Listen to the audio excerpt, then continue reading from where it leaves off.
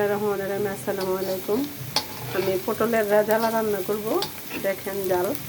আমি প্রথম তেল দিয়ে পেঁয়াজটিকে একদম ভাজা ভাজা করে নিয়েছি। আমি পটলগুলি সব মশলা দিয়ে আগেই ভেজে নিয়েছি।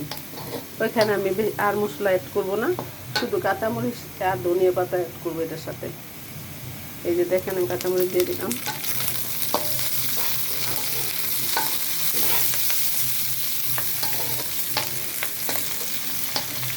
পটলগুলির সাথে আমি একদম মরিচ বাটা বেটে নিয়েছি, মরিচ বাটা দিছি, হলুদ দিছি, এটার মধ্যে হলো জিরা বাটা দিছি, ধনিয়ার গুঁড়া দিছি।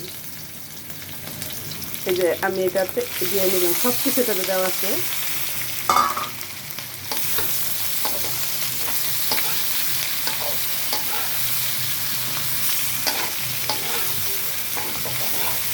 দেখবেন সব ধরনের একটু খেয়েছেন, এইভাবে একটু খেয়ে দেখবেন। আমি পটলটাকে 4 পিস করে নিয়ে তারপর এটাকে সুন্দর করে একদম সমস্ত মরিচ, হলুদ, রসুন বাটা, আদা বাটা, মরিচ বাটা, হলুদ বেটে দিয়ে হলুদের গুঁড়া দিছি, ধনিয়ার গুঁড়া আর জিরা বেটে দিয়েছি। একসাথে করে এটা মাখায়া পরে আমি ভাজছি, এটা পটলটা ভেজে নিয়েছি। দেখেন আমার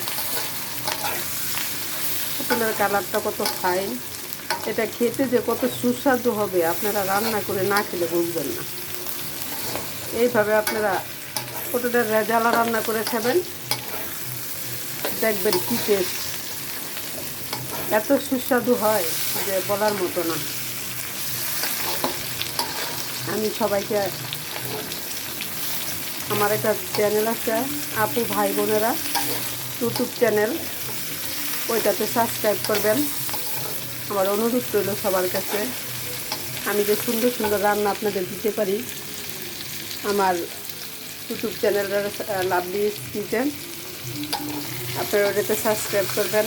আর আমার ফেসবুক পেজের মধ্যে সবাই লাইক কমেন্টস করবেন, শেয়ার করবেন, তাহলে আমি আমার পেজটাকে যাতে খাইতে পারি, সবাইকে আমি বেশি বেশি রান্না দিতে পারি, ভবিষ্যতে যেমন সবাইকে আমি এমনিতেই খাওয়াইতে পারি। এটা আমার অনেক আশা। আমি খাওয়াইতে খুব পছন্দ করি। খাওয়াটা হলো যার যার ভাগ্যটা, সে খায়, কাউরে কেউ খাওয়াই দিতে পারে না। দেখেন কালারটা কত ফাইন হয়েছে। এখন আমি এটাতে দিয়ে দিব ধনিয়া পাতা, দিয়ে দিলাম ধনিয়া পাতা। এটা আমার প্রায় হয়ে আসছে, আমি এটাকে নামিয়ে নিব। যেহেতু তো আমি আগেই সব কিছু ভেজে নিয়েছি।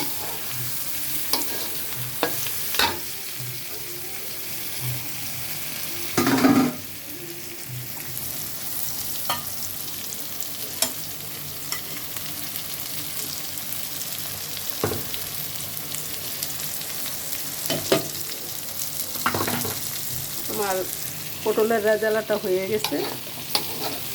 সবাইকে ধন্যবাদ। আসসালামু আলাইকুম ভাই ও বোনেরা, ভালো থাকবেন সবাই। এটা আমি এখন পরিবেশনের জন্য নামিয়ে নিব।